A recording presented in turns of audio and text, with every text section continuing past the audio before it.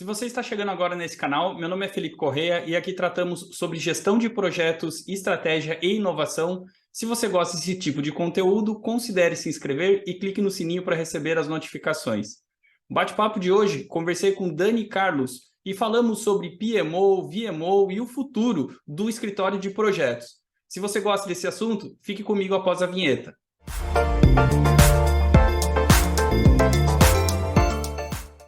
Bom, pessoal, bate-papo de hoje com Daniela Carlos. Daniela, obrigado aí por aceitar esse bate-papo, por tomar esse café com inovação aqui conosco. Antes de tudo, se apresenta para as pessoas, né? Quem é você, de onde você veio e, mais uma vez, muito obrigado por aceitar esse bate-papo. Felipe, eu que agradeço o convite, muito legal estar aqui com você. Bom, o pessoal me chama normalmente de Dani Carlos, igual a cantora lá, mas vamos lá. Bom, comecei minha carreira lá na Deloitte como trainee, muito na área de riscos, processos. Depois eu dei uma passadinha rápida pela TV Globo e, na verdade, minha paixão com projetos começou lá na Unimed Rio. Na Unimed Rio eu fiquei bastante tempo lá dentro. Foi lá que eu tive minha primeira posição de liderança e onde eu tive meu primeiro contato com projetos de fato, assim, liderando o PMO, né, vamos dizer assim. E aí, depois da Unimed, eu fiz uma pós-graduação lá no Canadá e aí voltei para o Brasil, voltei já no PMO da seguradora líder de Pvat. Depois eu passei pelo PMO da Icatu e hoje eu estou no PMO da Sompo Seguros. Então, assim, minha vida foi bastante projetos, bastante tempo aí, desde 2011, alguma coisa assim, trabalhando aí com gerenciamento de projetos. Muito legal, uma grande e vasta experiência aí, principalmente com PMO. Eu acho que esse é um assunto legal para a gente abordar aqui hoje, né? Explica um pouco para as pessoas, quem não sabe o que é PMO, tá perdido aí, o que seria essa área que você trabalha há tanto tempo? Legal. Então, assim, a sigla PMO significa Project Management Office, né? E significa o escritório de projetos de fato, dentro de uma empresa. E aí, o PMO tem vários modelos, dependendo da empresa, tem empresa que nem tem, ou que tem alguma coisa que parece com um PMO, ou às vezes é descentralizado, às vezes está dentro da área de TI, às vezes pode estar fora da área de TI. Tem alguns modelos, né? Mas basicamente é um escritório de projetos, ali dentro ali rodam todos os projetos que podem rodar todos os projetos da empresa ou de um departamento, se tiver descentralizado. E ele pode ser um PMO só de controle, ou seja, controle de todos os projetos estratégicos que estão dentro da empresa, sejam eles de TI ou não, porque às vezes a gente tem projetos da empresa que, por exemplo, são projetos às vezes de M&A ou alguma coisa do tipo, ou até mesmo uma obra, assim, eu estou expandindo alguma coisa dentro da empresa e o PMO pode tá apoiando isso em termos de controle, né? E, e aí tem duas situações, né? A gente tem um PMO que às vezes é mais mesmo de controle, então ele está acompanhando tudo o que está acontecendo, mas ele não tem um gerente de projeto ali dentro ou todos os squads ali com ele. Ou ele pode ter ali o gerente de projeto, e aí vai depender se você está falando de um modelo mais cascata, mais tradicional ou mais ágil, mas tem essas duas vertentes, né? E mais uma vez, pode estar dentro da área de TI, pode não estar, pode estar, assim, eu já trabalhei, os lugares que eu trabalhei mais, ele não estava junto da área de TI, ele estava subordinado a outra superintendência ou diretoria, junto com estratégia, às vezes, junto com processos, às vezes. E é isso, assim, o que importa é, assim, o que faz mais sentido para a empresa, né? Então, assim, às vezes tem uma realocação por conta de mudança de diretoria, isso vai variar muito da cultura da empresa, de como que prefere tratar projetos, enfim, do quanto aquilo ali é mais crítico para a empresa ou não, dependendo da indústria que você está, né? Então, acho que tem muita variação, mas no geral controlar projetos, às vezes gerenciar o projeto também, o próprio gerente de projeto está ali dentro, e, e aí derivam outras coisas, né? Que aí, por exemplo, a gente vai falar sobre análise de viabilidade de projetos, você vai falar sobre toda a parte orçamentária de projetos e controle a gente chama de físico e financeiro, né? Em que a gente está controlando ali não só o que está acontecendo, mas como que a gente está tendo os desembolsos relacionados a tudo que está acontecendo ali em termos de atividades, de serviços que estão sendo executados, e por aí vai, né? Aí depende muito de como que o que que a empresa mais exige ali do PMO, né? De como a cultura da empresa e tudo mais, né? Então tem o PMO, assim, ele tem atividades clássicas e tem atividades que eles agregam também, né? Podem agregar também. Sim, e é bem legal você contar todas essas variações, vamos dizer assim, de PMO. Eu achei uma frase bem legal aí que você falou, que depende um pouco da cultura da empresa, né? Então, aquele negócio de, poxa, eu fui visitar a empresa X e lá funciona assim, vamos copiar e colar para a nossa empresa. Existe uma grande chance de não funcionar o negócio, né? Então, eu acho que foi bem interessante, porque é isso, né? No final das contas, a gente, claro, pode e deve fazer, né? Benchmarks, entender como é que funciona, mas no fundo, acho que cada empresa é diferente, né? A cultura, a metodologia, né? Acaba mudando. Eu vejo, a gente escuta muito assim o pessoal e eu tenho diversas pessoas que eu acompanho e relacionadas, seja a inovação, seja projetos, seja a business agility ou coisas do tipo, e é muito legal você conhecer isso tudo e ter lá o seu cinto de ferramentas, né? Porque assim, não tem aquele one fits all, não é porque você vai pegar um livro que você vai conseguir implantar aquilo ali em qualquer empresa.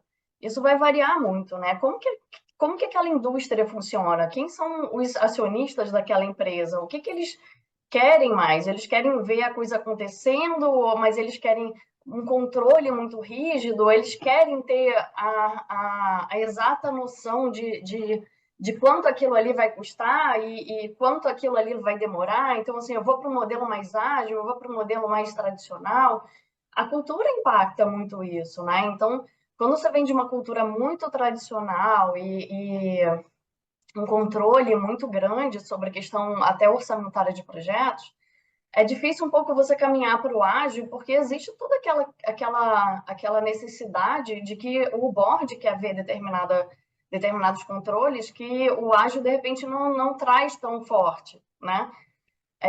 Em paralelo, você vê empresas que, assim, não, o dinheiro aqui não é tanto o problema, eu também não preciso estar. Eu sei que vocês estão cuidando aí e tudo bem a gente ir para um Kanban ou alguma coisa nesse sentido, e funciona também, né?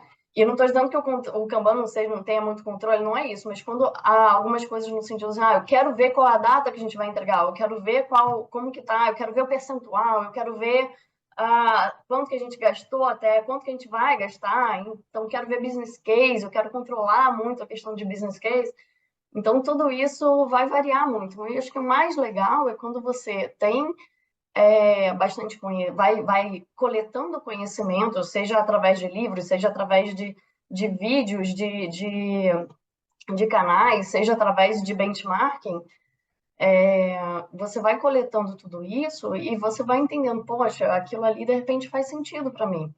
Ou então você vai assim, poxa, eu já vi que isso daqui não vai funcionar aqui dentro da nossa empresa porque a gente tem uma cultura que não vai se adaptar.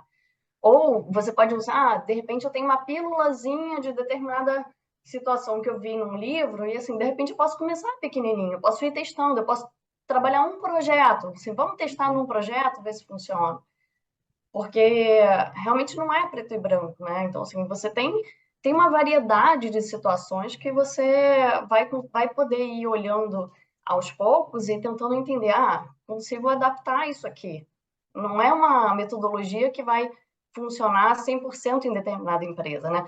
Tem muitas empresas que a própria questão do quando o ágil chegou, né? Eles vamos virar tudo, vamos fazer um Big Bang aqui, vamos mudar do tradicional para o ágil e a partir de semana que vem é só ágil aqui. E voltaram atrás, tem que fazer o rollback porque as coisas não necessariamente funcionam 100%. Então, o ideal, à medida que você vai obtendo conhecimento, independente da forma como você obtém o conhecimento, eu vejo que é isso, né? Você ir testando aos pouquinhos. Você, vamos fazer um piloto aqui, vamos pegar um projeto, vamos pegar uma equipe aqui, vamos pegar um projeto aqui que se adequa muito melhor a esse tipo do que a metodologia está falando, a um time eventual que tem mais abertura para fazer, né, determinada a mudança, né? Está mais aberto à mudança.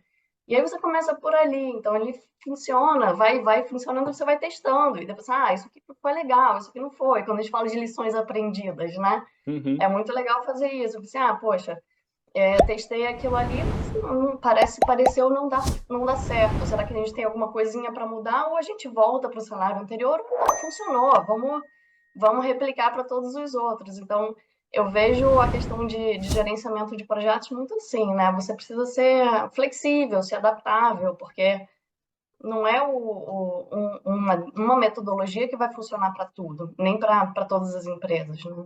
Sim. E, inclusive, né, falando em adaptabilidade, né, um dos termos que começou a aparecer, talvez nos últimos anos, ao invés de PMO, é o VMO, né? Explica um pouco para as pessoas o que que é isso. Isso eu acho uma coisa muito legal, né? Porque, assim, eu já tive empresas que simplesmente, assim, aparecia um projeto e os projetos aparecem de todas as formas, né? Então, às vezes o projeto aparece em determinada área, levanta a mão e fala assim, olha, preciso resolver determinada coisa aqui, é uma coisa que vai demandar aqui uma certa quantidade de horas, de esforço, são várias áreas envolvidas e vejo que isso é um projeto, a gente precisa executar. E às vezes nem sempre você passa pelo momento assim, quanto custa isso e quanto isso vai agregar para a empresa, né? Qual é o meu benefício que eu vou trazer disso? E, e tudo bem, e às vezes as coisas vão sendo tocadas desse jeito e nem sempre a gente tem esse valor agregado de retorno do projeto. Ou nem sempre ele é medido, ou nem sempre a priorização de projetos considera o valor agregado que ele vai trazer. Então, assim, toda empresa tem uma certa capacidade que ela é limitada, né? Então você tem diversas demandas de projetos na empresa, de todos os tipos. E você tem não só capacity humano, quanto recursos financeiros limitados para executá-los. Onde você vai investir isso?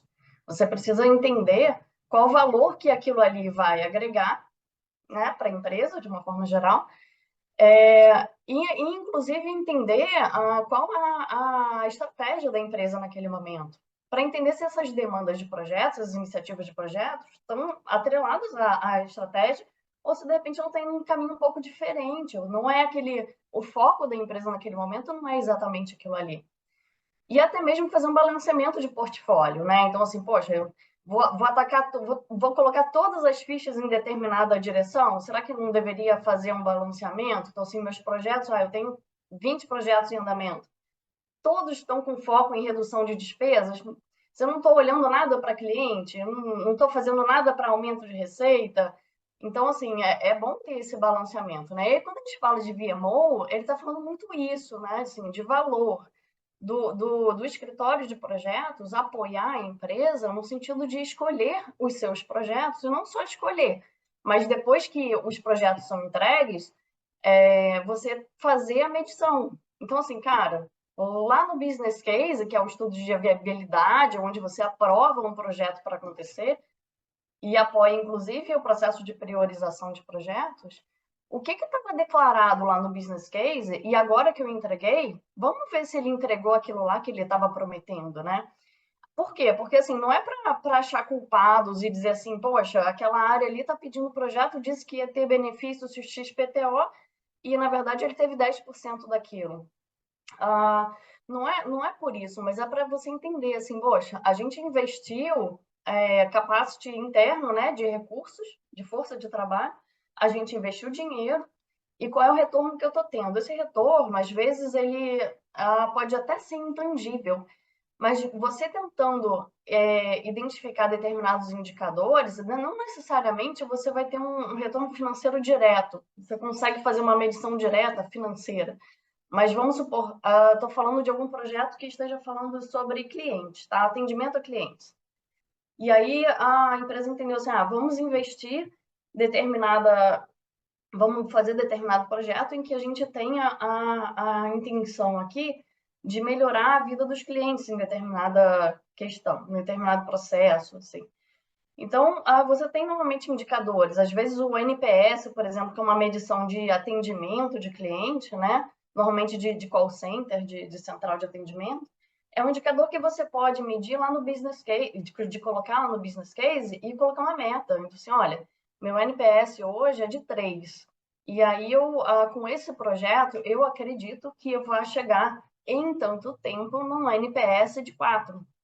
Por quê? Porque eu vou estar atendendo melhor, ou porque determinados processos que hoje são um calo para a empresa, assim, a gente não tem um processo muito redondo, eu fazendo esse processo vai estar bem redondo. Então, por exemplo, vamos supor aqui, sempre trabalhei muito com seguradora, seja de saúde ou outras linhas de negócio. Então, uma questão muito que é frequente é de reembolso, por exemplo. Às vezes a gente tem um tempo de reembolso ao cliente muito grande. Então, às vezes, assim, mesmo que o regulador fale assim, você tem o prazo máximo de fazer a regulação em 30 dias. E aí você está obedecendo aquele prazo, mas isso não está legal para o cliente. É o prazo regulatório, você quer ser melhor do que isso. Então, vamos fazer um projeto para melhorar o nosso reembolso? Qual é o nosso tempo hoje? O nosso tempo é de, sei lá, 30 ou 20 dias. Para quanto que eu quero reduzir isso? Eu quero reduzir para 10 ou para 15, ou então até colocar vertentes, né? Para o cliente XPTO ou para a situação XPTO, eu quero reduzir para 10, eu quero reduzir para 15. E aí a intenção é essa, né? Então, assim, o valor mostrar para o board ou para quem quer que decida sobre priorização de projetos. Com esse dinheiro aqui, e esse tempo, e esse time aqui trabalhando, eu espero que eu tenha um aumento do NPS de tantos por cento e eu tenho um indicador aqui de tempo de reembolso reduzido em tantos por cento ou em dias, né? E aí o board vai ter uma noção melhor de assim, bom, isso é muito importante para a empresa. Isso é um problema para a empresa ou talvez não seja. Então aí talvez tenha um outro projeto com um outro indicador que eles vão olhar e vão assim, não, se eu tenho que escolher entre o projeto A e o B, esse é para cliente com foco em reembolso para redução de dias, esse daqui é para cliente também, mas é com foco em um outro processo e o indicador é um determinado outro. Então, o board vai ter essa noção no sentido de escolher entre o valor que ele quer trazer para a empresa, né? E aí, considerando o tempo, considerando o valor e etc. Então, quando a gente fala de VMO, é muito isso, né? É olhar para a questão de valor. Qual é o valor que esse projeto está entregando à empresa? Sim, bem E legal. nessa questão E de priorização, né? inclusive, é adaptabilidade, né? Antes sempre falava em PMO, aquele negócio mais tradicionalzão, é documento, é indicador mais travado, vamos chamar assim, e foi evoluindo para VMO, né? Foi surgindo, vamos dizer assim, outras vertentes. E pegando esse gancho, queria te perguntar, né, na sua experiência, tudo que você está vendo, o que você vê daqui para frente para o escritório de projetos? O escritório de projeto PMO vai morrer? Ele vai se adaptar? Como é que você vê isso? Assim, eu sei que é difícil prever o futuro, mas assim, né? Um feeling aí. O que o mercado e os especialistas aí estão falando é muita questão de alinhamento à estratégica, a estratégia da empresa, né? Então, assim, e muita questão do valor mesmo. Então, é o PMO, ou VMO, como vocês preferirem me chamar, apoiando em termos de decisão estratégica. Então, quais são, apoiando o board na decisão de que projetos priorizar, quando priorizar, eventualmente que projetos não fazem muito sentido para a empresa. Então, apoiando as áreas ou a empresa de uma forma geral a definir o que aquele projeto vai entregar de fato, como eu estava falando. E o que isso está atrelado às metas da empresa, ao objetivo da empresa. Então, tem muita metodologia já fazendo o link entre indicadores da empresa, então, olhando para a meta mesmo. Então, assim, pô, como se fosse um planejamento estratégico de 3 anos, de 2 anos, de 5 anos. Quais são as metas que foram estabelecidas ali? Então, se está falando assim, eu tenho uma meta aqui que é de redução de despesa, eu preciso ter projetos suportando aquilo ali. Não quer dizer que ações estratégicas não possam estar sendo feitas também, mas normalmente quando a gente está falando de uma grande meta, assim, normalmente você tem poucas metas, né, estabelecidas, objetivos estratégicos mesmo. Normalmente tem projetos apoiando e suportando isso. Então, o PMO ajuda muito a fazer esse link com estratégica, isso é na visão de futuro, né? É muito mais nessa linha, é estar numa visão bem estratégica, claro que também executando todos os controles, o que normalmente já é clássico de PMO, mas agregando essa camada de apoio, de suporte à decisão, de priorização, à medição de valor, né? E fazendo sempre essa retroalimentação. Então, assim, isso aqui está funcionando e isso aqui nem tanto, né? Por exemplo, eu fiz determinados projetos aqui que a gente estava esperando ter determinado retorno e a gente não teve. Por que não teve? Será que tem mais alguma coisa que a gente possa agregar àquela entrega que foi feita recentemente para atingir aquele benefício que a gente estava de fato esperando e que foi declarado lá na época de business case, e por isso que o projeto foi definido. Então, é muito nessa situação de apoio estratégico, né? Então, é como se fosse puxar, né? Elevar o nível do PMO ou do VMO no sentido de fazer esse suporte para direcionar esforços, né? Sim. Bom, então a gente já viu aqui que, para quem gosta desse assunto, ainda tem oportunidade no mercado, ainda não é uma coisa que vai acabar amanhã, né? E dado isso, digamos que uma pessoa gostou, quer saber mais, quer aprender, quer ler, o que você recomenda para ela? Algum livro, algum influencer, algum, sei lá, um curso? O que você recomenda aí para uma pessoa que quer ou mudar para essa área ou começar nessa área, né? Olha, tem três pessoas que me vêm à mente que eu gosto muito de acompanhar publicações e o que as pessoas estão fazendo.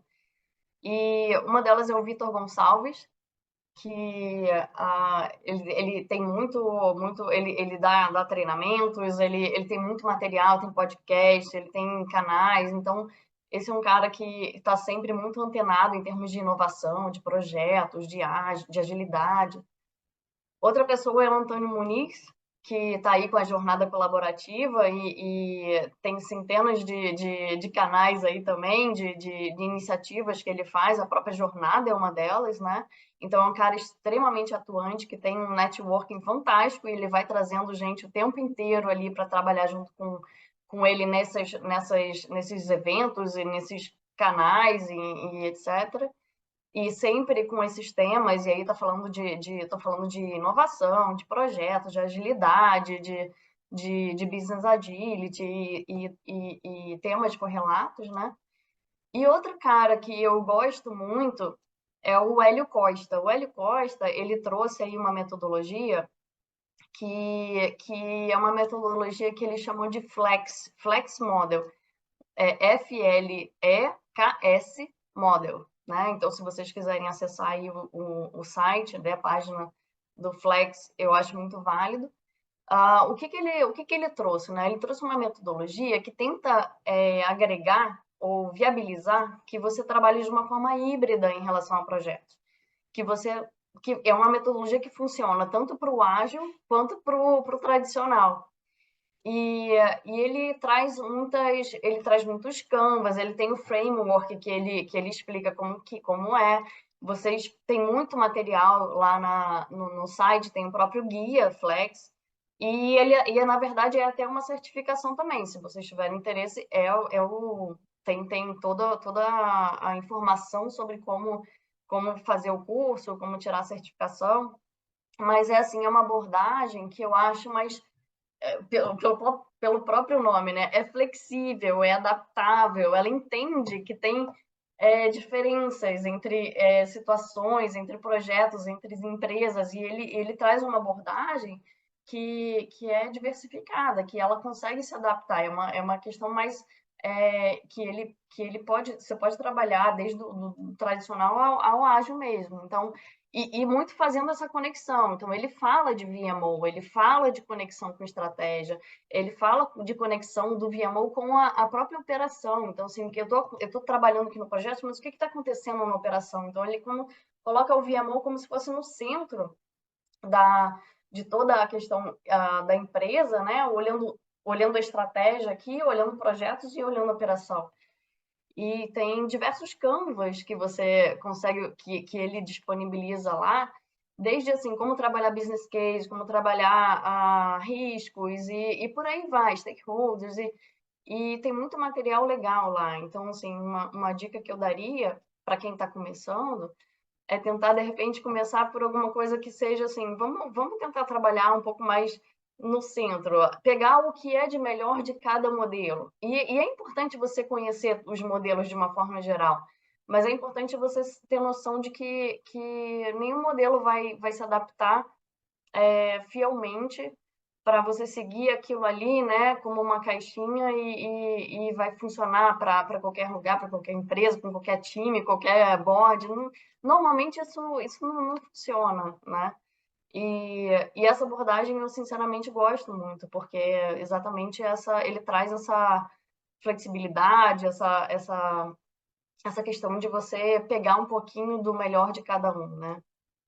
Sim, muito legal. Acho que são nomes aí. Eu até vou deixar aqui no primeiro comentário o nome das pessoas, enfim, para que as pessoas conheçam, né? Vão atrás, às vezes gera uma empatia e, como você falou, acho que o mais importante é conhecer as diferentes metodologias, porque eu também sou muito favorável a isso, que não existe ali a bala de prata, né? Aquele negócio que vai salvar a tua empresa ou que vai ser o melhor modelo. Eu sempre brinco que se tivesse, todas as empresas usariam o mesmo modelo e estava resolvido, né? Mas não é bem assim. Mas, Dani, obrigado aí pelo seu tempo, por essa conversa. Eu acho que esclareceu bastante aqui para as pessoas. Obrigado e queria te devolver a palavra aí para alguma consideração final, deixar suas redes sociais, alguma coisa do tipo aí. Obrigado mais uma vez. Eu que agradeço, Felipe, e fico à disposição. Quem quiser, eu tenho meu LinkedIn, a Daniela Carlos. Fiquem à vontade, podem me mandar mensagem, a gente pode trocar. Eu gosto muito de ter mentores, né? Eu acho que é importante muito isso, né? E quem quiser, estou aí para trocar informação. É um assunto que eu gosto muito.